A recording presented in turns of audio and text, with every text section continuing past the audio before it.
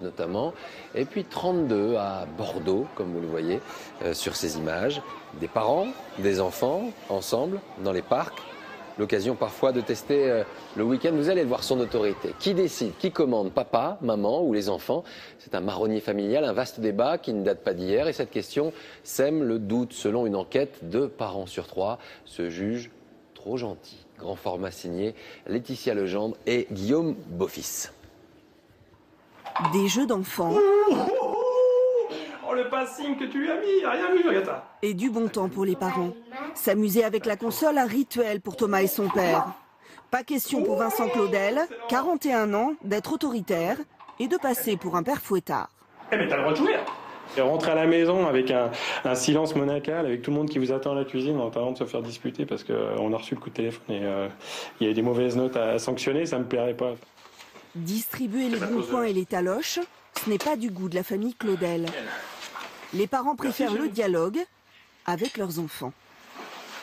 Est-ce qu'ils crient? Est-ce qu'ils mettent des fessées? Est-ce qu'ils vous envoient au coin? Non. Jamais? Non, jamais. Aujourd'hui, effectivement, on discute plus avec eux en tant que personne, quand même si c'est une petite personne. C'est pas d'égal à égal, mais on essaie quand même de leur expliquer. Enfin, moi, je suis très dans la pédagogie. Si on me demande de faire ça, c'est qu'il y a telle raison. Je me pose des limites assez rapidement, beaucoup plus rapidement que mon mari, qui est plus dans le consensus, dans la discussion. Et des fois, je me dis discuter avec un enfant de 6 ans, je préfère lui dire c'est comme ça, point à la ligne. La belle-mère de Vincent, elle, trouve que ses petits-enfants sont bien élevés. Même si l'autorité paternelle a bien changé. Merci papa. Merci papa. En un demi-siècle. Oui, il y avait le martinet, effectivement. J'en ai reçu des coups, ça je me souviens très bien avoir reçu des coups de martinet. Puis il y avait la fessée aussi. C'est des choses qu'on reproduit avec ses enfants? Non, il n'y a pas eu de martinet. Il y avait peut-être eu un martinet, mais jamais je m'en suis occupée. Mais des fessées, vous en avez reçu, hein? Oui, oui, ils ont reçu des fessées. Quand vous voyez que vos petits-enfants n'en reçoivent pas de fessées? Ben, je trouve que c'est très bien, finalement. S'il y a une autre façon d'arriver au même résultat. Depuis le 19e siècle, l'autorité du père était définie noir sur blanc par le Code Napoléon comme la puissance paternelle. Une notion encore bien présente dans les esprits des années 60. Mais il me semble que l'enfant, il a besoin de sentir quand même que le père représente la force, la puissance. La mère doit rester à la maison, faire son travail. Le père représente le marteau et la mère la tirelire. J'ose pas beaucoup m'adresser à lui. Pour quelle raison? Je sais pas, il me fait un peu peur. En 1970, petite révolution.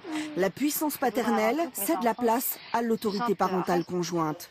Une notion bien assimilée, 40 ans plus tard, par la famille Claudel, qui partage les tâches ménagères et l'éducation. Personne du singulier. Seule limite imposée aux enfants, la sécurité et la politesse. Pour le reste, les règles sont plus souples. On ressent de temps en temps le fait qu'on nous prend pour des parents un peu laxistes. Mais voilà, après c'est vrai qu'on a... Parce qu'on a décidé qu'on ne hurlait jamais sur nos enfants, et puis surtout pas en extérieur, on ne s'énerve pas. Par contre, après, on en discute avec eux. Selon un sondage, 2 tiers des parents estiment manquer d'autorité. 3 quarts d'entre eux pensent qu'il est plus difficile qu'autrefois d'élever ses enfants.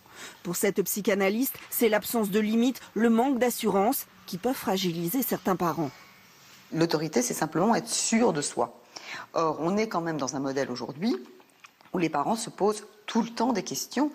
Et ça, c'est un petit peu problématique parce que, j'allais dire, c'est comme avec un patron. Si, quand il vous dit de faire quelque chose, vous sentez que lui-même doute, vous n'allez pas, évidemment, suivre son autorité. Pour ces spécialistes, l'autorité doit se discuter au sein du couple pour que chacun puisse l'exercer au mieux.